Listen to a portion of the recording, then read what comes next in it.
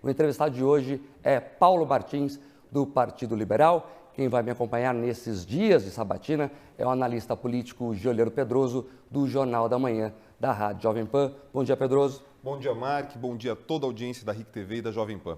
Candidato, seu tempo começa a contar a partir de agora. Uma das principais preocupação dos partidos brasileiros hoje é o Supremo Tribunal Federal. O Senado da República tem a função constitucional de fazer a regulação do Supremo e até propor o impeachment de um ministro. Como é que o senhor vê a atuação do Supremo hoje? Bom dia a todos que nos acompanham. Eu acho que a situação do Supremo hoje tem extrapolado as 4 linhas da Constituição. O Supremo está usurpando poderes, o Supremo está cometendo abusos, isso são atos frequentes e ocorre por conta da omissão do Senado Federal. O Senado tem sido covarde, o Senado não tem cumprido com a sua função que está descrita em nosso ordenamento jurídico, que é também de exercer ali o seu papel de contrapeso, para dar o equilíbrio entre os poderes. Cabe ao Senado avaliar se um ministro do Supremo Tribunal Federal ele cometeu um crime de responsabilidade ou não. E o Senado não faz isso. Aliás, não é condenar previamente já os ministros, precisa de um processo, tem que ser discutido. Mas o Senado se recusa, ele anuncia que se recusa a utilizar-se desse instrumento. Logo que ele está dizendo para os ministros do Supremo, façam o que vocês quiserem. A minha prerrogativa de averiguar e punir vocês, caso vocês estejam extrapolando, eu não vou utilizar. E assim os ministros fazem isso. Nós temos aí falas agora recentes do Alexandre de Moraes, dizendo que é função do TSE proteger artistas de ataques de suas opiniões e tal. Assim, são coisas absolutamente descabidas. Há poucas semanas tivemos empresários, por exemplo, Luciano Hang, da Havan, que é um homem que dá emprego, inova, ousa, está com as suas redes sociais bloqueadas, conta devassada, sigilo quebrado, por conta de conversa em grupo privado de WhatsApp. Teve gente lá que deu um joinha e também teve todos os seus sigilos quebrados. E o Senado da República não faz nada. Álvaro Dias, atual senador, não fala uma frase, para ele está tudo normal. Isso não é admissível. Eu, como senador, quero sim fazer esse combate. Aliás, como deputado, eu já apresentei uma proposta, Pedroso. Já fiz uma PEC que acaba com as decisões monocráticas, já apresentei a legislação, e aí sim, infraconstitucional, que também coloca no rol de crime de responsabilidade o ministro falar fora dos autos, porque toda hora é live com o Felipe Neto, é live com o PCdoB, é palestrinha na Inglaterra ou nos Estados Unidos, desestabilizando o país. Isso não é apropriado. O negro da toga é para absorver tudo, não refletir nada e produzir uma decisão pura. É tudo que eles não estão fazendo. Então, nessa minha proposta, eu também coloco o mandato de 9 anos para os ministros, de acordo com o que é a experiência europeia, que é bem sucedida. Nós não estamos vendo esse tipo de problema de concentração de poder na Europa. Enfim, é uma série de mecanismos que eu entendo que vem a dar conta disso. Mas eu preciso ter a força do Senado para poder levar adiante uma reforma desta magnitude. Candidato, em vários momentos o senhor manifestou um apoio contundente ao combate à corrupção, em alguns momentos também trouxe posições favoráveis à questão da Lava Jato. O senhor tem criticado a postura de alguns senadores, mas, por exemplo, o partido em que o senhor está hoje, o PL, tem uma série de escândalos de corrupção e alguns dos senadores, principais senadores que estão hoje lá do seu partido, também não trouxeram posições tão críticas ao Supremo Tribunal Federal. O senhor vê incoerência entre a sua posição no partido e a posição que o partido adota e o histórico, por exemplo, de pessoas como Valdemar da Costa Neto, ou não? Não vejo incoerência, são dados da realidade. E essas coisas que aconteceram no PL, antigo PR, são coisas do passado. Valdemar da Costa Neto pagou pelos crimes que cometeu e está aí hoje e não comete crime mais, ao menos não há nenhuma acusação contra ele. Agora, tem que acreditar na ressocialização do Valdemar da Costa Neto. O pessoal da esquerda fala em ressocialização, mas o Valdemar não vale. Ele está bem posicionado e eu sou responsável, sobretudo, pela minha conduta. E a minha conduta é absolutamente ilibada, não tenho nada que pese contra mim. Você pode não gostar das teses que eu defendo, Mas dizer que eu estou fazendo palhaçada, ninguém consegue dizer, porque realmente eu não tenho feito. E mais, veja as minhas propostas legislativas. Eu apresentei diversas propostas, acho que mais de uma dezena, que vem endurecimento de penas, combate à corrupção, compartilhamento de dados para fortalecer investigações. Então a minha atuação é tranquilamente muito clara no combate à corrupção, porque eu entendo que isso é lesivo. Aliás, o maior combate à corrupção que se pode fazer, Pedroso, além de apresentar leis, é você trabalhar pela redução do Estado. Quanto menos torneiras, menos goteiras. E eu estou fazendo isso há mais de 10 anos publicamente. Eu apoio as privatizações, defendo a privatização de todas as estatais, absolutamente todas as estatais, para que o Estado foque apenas naquilo que só ele pode fazer: defesa, relações internacionais, segurança, saúde, educação, que também pode ser compartilhado com o privado, e assim ele deixe de ser um grande alvo dos grupos de interesse no Brasil. Porque a gente vê pessoas falar sobre corrupção, eu combato a corrupção, mas invocando uma virtude maior do que a de um concorrente ou de outro grupo. Não, a mudança tem que ser estruturante. Como é que diminui a corrupção? Diminuindo as possibilidades de roubo. Como faz isso? Diminuindo o tamanho do Estado e deixando o Estado fazer aquilo que só ele mesmo pode fazer. Candidato, o senhor tem o apoio oficial do governador do Estado, Ratinho Júnior, e do presidente Jair Bolsonaro. Mas as pesquisas ainda não estão favoráveis a você. Como é que o senhor enxerga essas pesquisas e como é que está o cenário na sua visão? Bom, pesquisas, Mark, elas, claro, acabam sendo uma referência. Pedroso é doutor em pesquisa, ele sabe disso. E aí tem um outro ponto também, todos os institutos de pesquisa fazem pesquisas sob encomenda. Alguns fazem pesquisa e resultado também. Então eu não levo a sério, sinceramente, é uma referência, é legal quando aparece lá, todo mundo gosta, mas eu tenho outros meios de medir apoios também. As métricas de redes sociais me dizem o contrário do que as pesquisas estão dizendo. Eu não posso ficar falando em números aqui, senão eu vou cometer uma ilegalidade. Mas os meus adversários sabem disso, porque eles também fazem esse monitoramento. Tanto que tentam me imitar. O Sérgio Moro, ele tenta ir nos compromissos em que eu sou convidado, ele tenta usurpar os apoios que eu tenho e agora ele está usando até as frases que eu tenho usado. Porque ele sabe que a minha campanha está funcionando e que eu defendo o lado certo e que ele não tem substância nenhuma para defender as teses que ele está defendendo e o faz só por interesse eleitoral.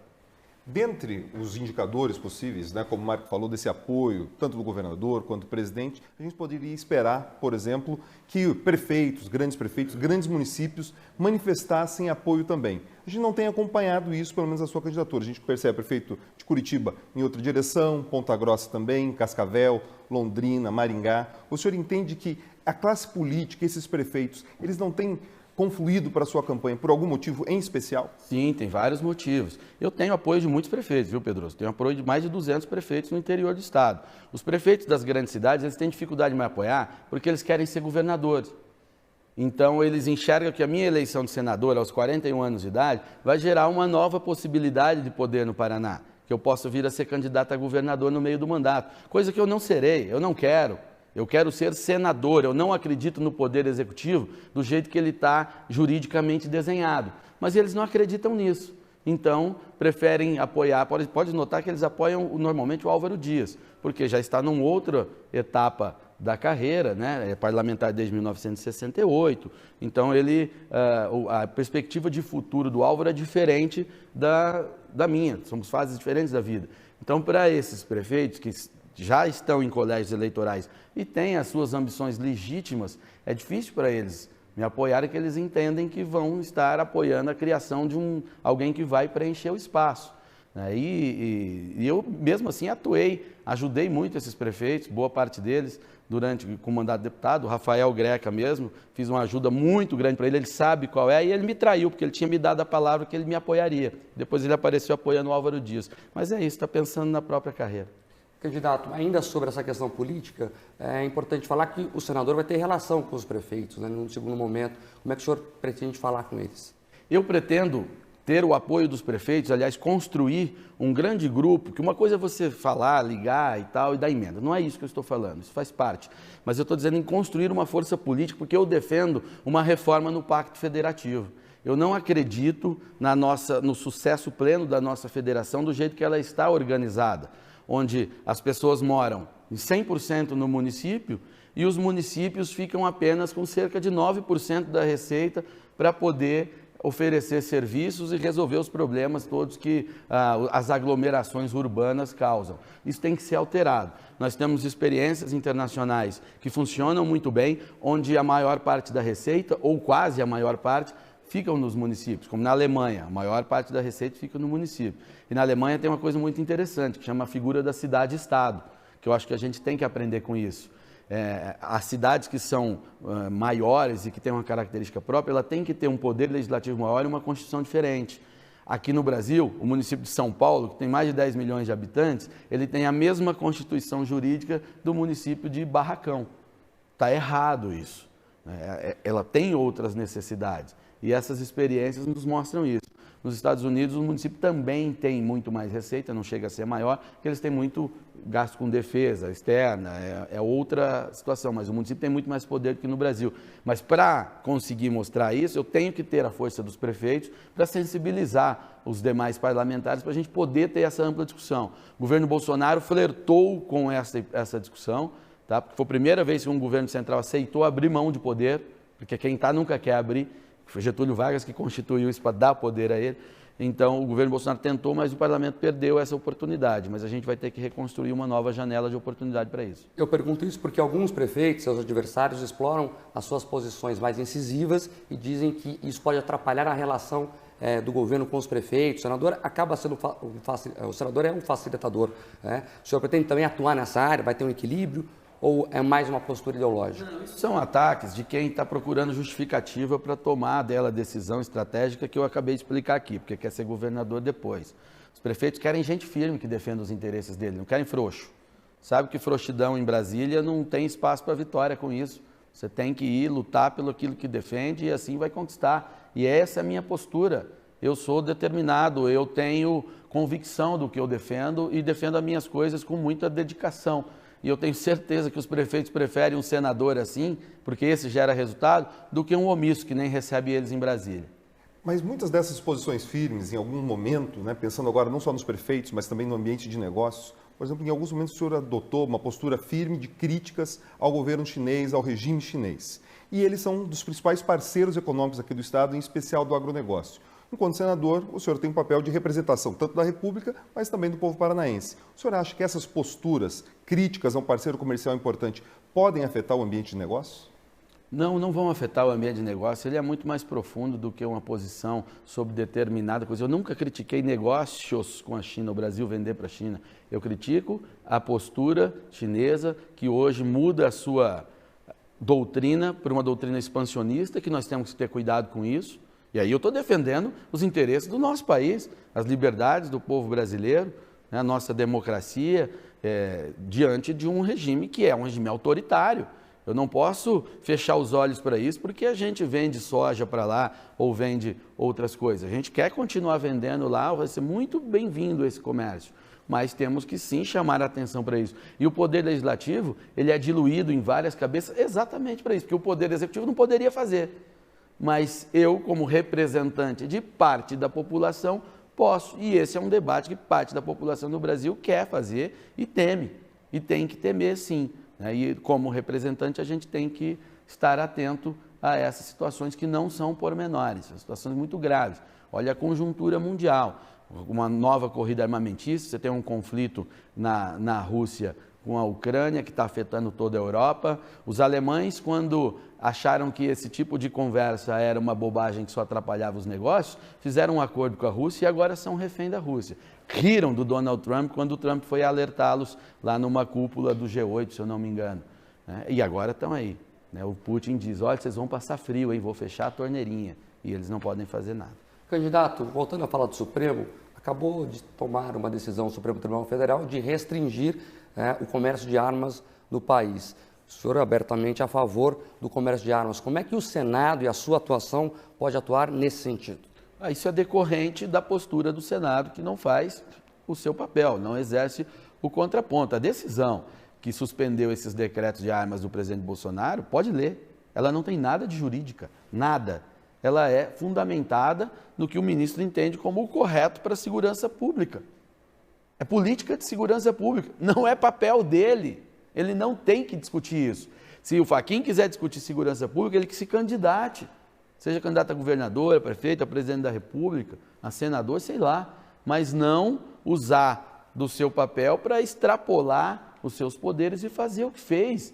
Isso é grave, independente de você que está me acompanhando, gostar desta tese ou acreditar na tese que as pessoas podem ter acesso mais fácil à arma ou não, independente disso, o ministro está extrapolando, está errado. Então eu, como senador, é óbvio que eu quero atuar para reformar isso e o ministro não ter o poder que tem. A minha proposta como deputado, que eu quero ter força no Senado para realizá-la, já impede esse tipo de decisão do Fachin, porque veda as decisões monocráticas. Ele já não teria tomado essa decisão, ela seria uma decisão impossível diante da proposta que eu apresento. Mas em relação às armas especificamente... Não, eu vou defender o direito ao porte de armas. Dá para reverter? Dá para reverter, o Senado tem que apresentar um projeto de lei, tem que aprovar uma lei. Agora, tem que aprovar a lei e o Supremo Tribunal Federal tem que respeitar essa lei. Como é que o Supremo vai respeitar a lei? Se ele respeitar o Congresso que a aprovou. Hoje ele não está respeitando, respeita quando convém. Verdade é essa hoje, tá? O Congresso Nacional é praticamente uma concessão do Poder Judiciário. É isso que está acontecendo. Olha o que aconteceu no piso da enfermagem. O Congresso não votou o piso da enfermagem? Votou. O Barroso foi lá, e o outro Barroso, esse aqui é o Barroso bom, foi lá numa canetada monocrática e disse não, não vai. Como é que é isso? Um projeto de lei que foi aprovado por uma casa com 513, na outra com 81, e uma só pessoa eleita por ninguém, mas que entende. E isso são palavras dele, que a política nem sempre dá a resposta, então no papel do judiciário é ser ativista mesmo, para ir lá e moldar a sociedade conforme ele pensa, olha o nível do pensamento autoritário que está implícito nisso, faz o que está fazendo. Isso é decorrente sempre da impostura, da omissão e da covardia da atual formação do Senado.